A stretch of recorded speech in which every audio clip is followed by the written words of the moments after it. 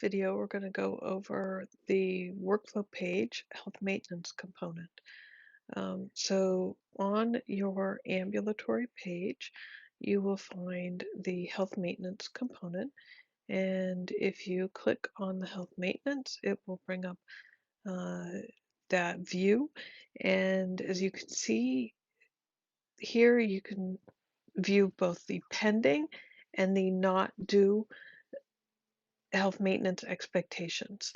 On the table face up, you can view the recommendation name, the due date, the last action performed, the recurrence.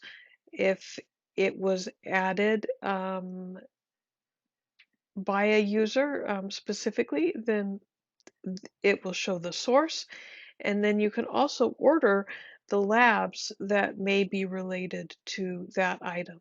So I see here that HIV screening is due, and so I can click on this option and choose my HIV screening. When I choose the order here, just like in other components on the workflow pages, it goes into the file box for you to sign later. When you click on one of the items here, it will show you the details of that item, including all of the previous satisfiers and any source or comments.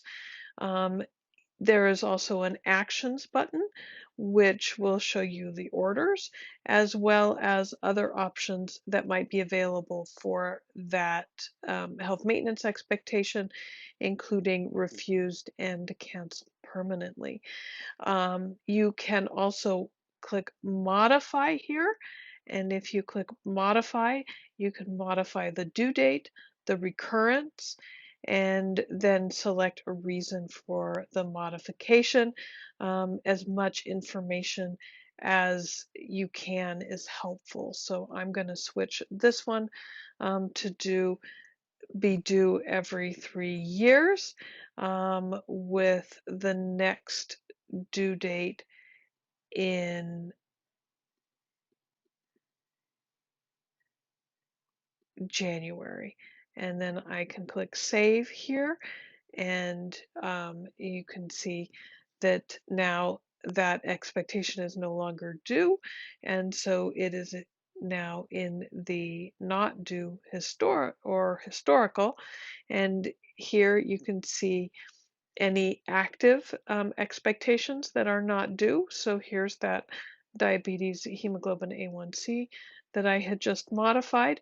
It will show ones that have been recently completed and also ones that have been canceled. And again, you can click on these to see the reason and what happened. This was likely because this is a fake patient and this diagnosis was removed from their chart. You can also see their communication preference, so you know how to communicate with the patient that they may be due for their health maintenance expectation. And you can add additional expectations. So you may add additional expectations based on their personal risk. So on this patient, I'm going to start lipid screening. And again, you can set the interval, and then you can hit submit and it will add that expectation. You can also add free text recommendations.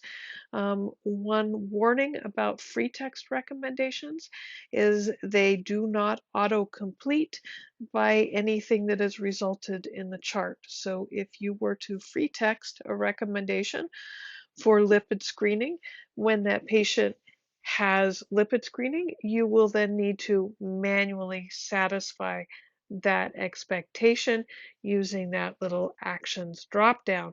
It will not satisfy automatically. One other thing you can do from this component is you can set a filter for your personal settings. So let's say that you are a pulmonary doctor, you are interested in the asthma management and the COPD management, but you are not interested in the other expectations. You can choose to create a role for yourself, and then when you select My Role Only, it will hide all of the items that are not pertinent to the role that you have designed. You can also set the on the display, you can choose to show the recurrence and the source face up. I'm going to just remove the source here, and you can see it removed that additional column. So that is how you can view and manage patients' health maintenance expectations within the workflow page.